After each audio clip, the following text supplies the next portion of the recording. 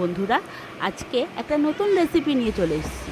দেখো, এটা হচ্ছে পটলের দরমা। প্রথমে নারকেলটাকে নিয়েছি কুড়িয়ে, তারপর এটাকে গ্রেট করে নিয়েছি। তার আগে দেখো, আলু পটল এগুলো সুন্দর করে কেটে ভেজে রেখেছি।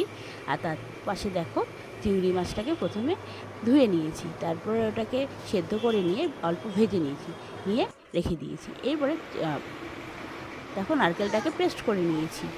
তোমরা চাইলে মিক্সচারও দিতে পারো বা তোমরা পাটাতেও বাটতে পারো। এরপরে দেখো, হলুদ গুঁড়ো, লঙ্কা গুঁড়ো, জিরে গুঁড়ো, ধনে গুঁড়ো, পরিমাণ মতো নুন ভালো করে জল দিয়ে মিশিয়ে রেখেছি।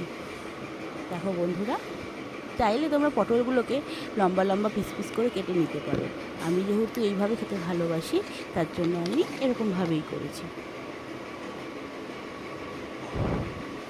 দেখো, আস্তে আস্তে করে করছি, বেশ ভালো লাগে খাবারটা।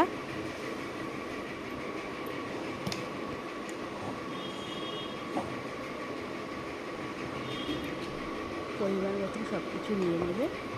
দেখো, তারপরে জল দিয়ে ভালো করে মিক্স করে নিয়েছি কিছুক্ষণের জন্য, যেহেতু আমার এটা গুঁড়ো মশলা। তোমরা চাইলে গোটা মশলাকেও বেটে নিতে পারো। দেখো, কড়াইতে প্রথমে তেল দিয়ে নিয়েছি। তেলটা গরম হয়ে গেলে অল্প শুকনো লঙ্কা, যে যেরকম ঝাল খায়, তেজপাতা, জিরে ফোড়ন দিয়ে নেবে, যে যেরকম ঝাল খাবে সেরকম। দেখো, ভাজা ভাজা হয়ে গেছে অলরেডি। এবার দেখো, আস্তে আস্তে কী করবো, যেই পেস্টটা করেছিলাম সেটা দিয়ে দেবো। তোমরা কী করবে বলো তো, উনুনের আঁচটাকে কমিয়ে নেবে, কারণ আমারটা বাড়ানো ছিল বলে অনেকটা পরিমাণে ধোয়া উঠে গেছে। একটু ভয়ও লাগে, হাতে গরম লেগে যেতে পারে। আর যারা গোটা পাটাতে বেটে নেবে তারা অবশ্যই দেওয়ার সময় একটু জল দিয়ে নেবে, তাহলে কড়াইতে লাগবে না। এবার দেখো, যে নারকেলের দইটা করেছিলাম, দুধটা সেটা দিয়ে দিয়েছি। তার মধ্যে একটু টমেটো সস দিয়ে নিয়েছি। আমার কাছে যেহেতু টমেটো পিউরি ছিল না, সেই জন্য চাইলে তোমরা টমেটো পিউরিও দিতে পারো। দেখো, আর একটুখানি দুধ দিয়ে নিয়েছি। তোমরা চাইলে গুঁড়ো দুধও দিতে পারো, আবার যদি না থাকে তাহলে এমনি লিকুইড দুধ যেটা হয় সেটা দিয়েও তোমরা করতে পারো। দেখো, এবার ভাজা যেগুলো ছিল, আলু ভাজা, পটল ভাজা, সেগুলো মিক্সড করে দিয়েছি।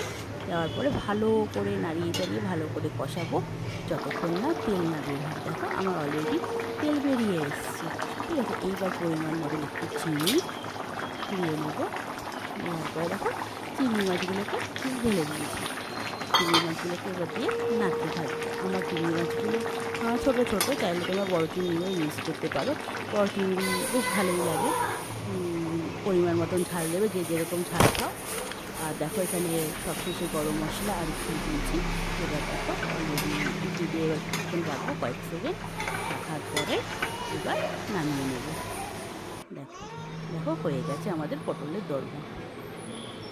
যেরকম লাগলো দেখো, তো তোমরাও বাড়িতে করে খেও, দেখবে খুব ভালো লাগে। Thank you, tata, bye by.